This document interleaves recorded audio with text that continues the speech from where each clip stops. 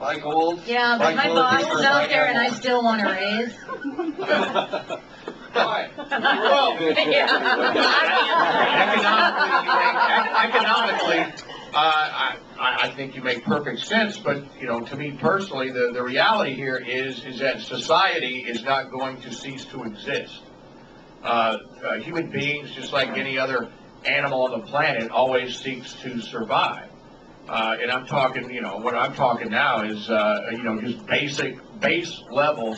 What do you do? If everything's going to crash, people need to be prepared to deal with it and handle it in whatever way they have to handle it. Society's not going to just end. It's not going to survive. We're all intelligent. We all understand that, at least in my opinion, if there is this horrible, nasty, crazy crash, fine. We'll deal with it however we deal with it, but eventually it is going to turn around, and it is that people will... Look, the United States of America was founded, and it can be founded again. And that's what I believe more than anything else. The United States of America was founded. The United States of America will be founded again.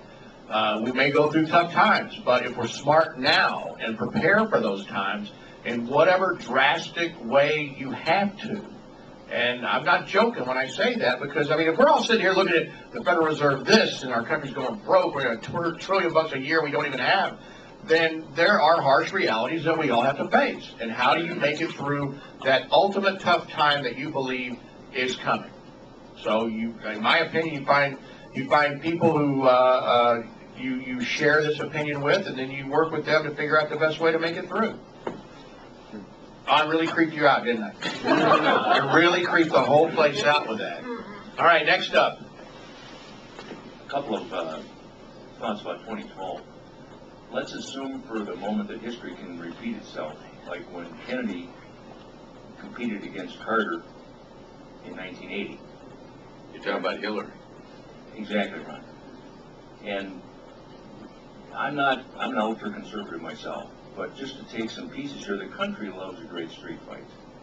There's no doubt about it. And we all know that Bill Clinton, like Ronald Reagan, would have loved a third term. Not allowed according to the Constitution, of course. What would be, just open for conjecture here, also remember that the economy did pretty well in the mid to late 90s with another high-tech boomlet, and could history repeat itself with a high-tech boomlet again? We hope so.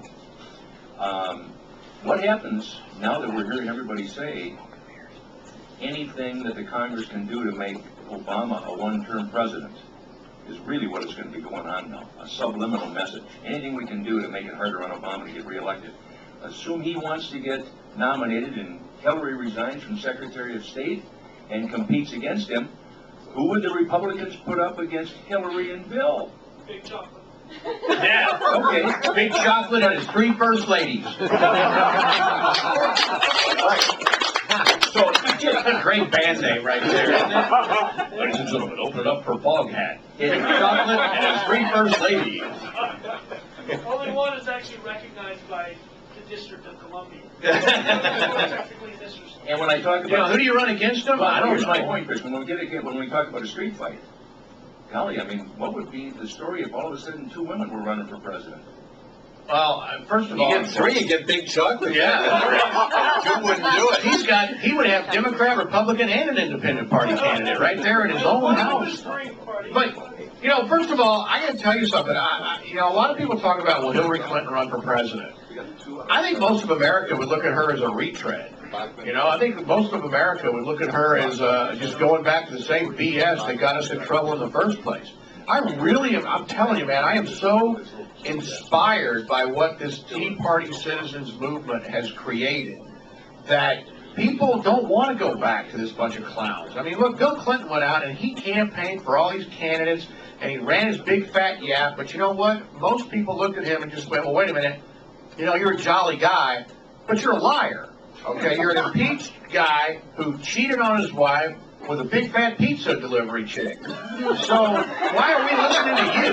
And he looks really old. Now, I would love to play golf with that guy. I bet it's a hoot. But they don't have any credibility. Hillary Clinton doesn't have any credibility. Hillary Clinton is the old guard, all right? This is the old guard. America is smarter than to turn to her, okay? Then no one's going to believe crap that lady says. No one's going to give her any credibility. And go ahead, bring it, Toots, run. I'd love it if she ran, because, you think about it, you get a guy, because I'll tell you right now, America, in my opinion, is much more ready to go and to accept a candidate outside of the norm than ever before, that I've ever seen. You think a guy like a Herman Cain, who I really like the idea of Herman Cain. I don't know if you guys are familiar with him, but I would highly recommend you do some research and learn who this guy Herman Cain is. He has every single credible resume. Everything on this guy's resume says credibility, freedom, liberty, business, common sense. He's a great orator. I mean, this guy is the total package. The trick is, will he be able to get through the elite? Well, guess what? The elite are slowly but surely losing their grasp on power. By 2012, if this Tea Party Citizens Coalition can stick together, which I believe it will, they're going to look at Hillary Clinton. They're going to, yeah, right, okay, sure. You know what? I've seen every episode of Seinfeld, Hillary, okay? Yeah, it's kind of funny, but you know what? I'm going to go look for that new show. And that's what we have. The Clintons are retreads. The Clintons are old school. They have no credibility anymore whatsoever. I mean, and so I wouldn't be afraid of her. Run, bring it. Bring those fankles onto the election. I'm ready. Is that brutal? Hey, Chris, just one last thought. Just keep this in mind. If you ever played golf with Obama or Clinton, anything within 12 feet on the putt is a gimmick. It's a gimmick, yeah. I'll still beat them. The important thing is you got to stay on the right side of those guys, or they're going to get hit because they're always moving left. Yeah. All right. For our web segment, anything else? Anybody else before we get done here? Anyone? Big chocolate? Yeah. All right. Well, I just wanted to point out a couple things. Well, our founding fathers were brilliant. On our dollar, it says, "In God we trust." He's the only one who can repay the Chinese at this point. And they don't really believe in him.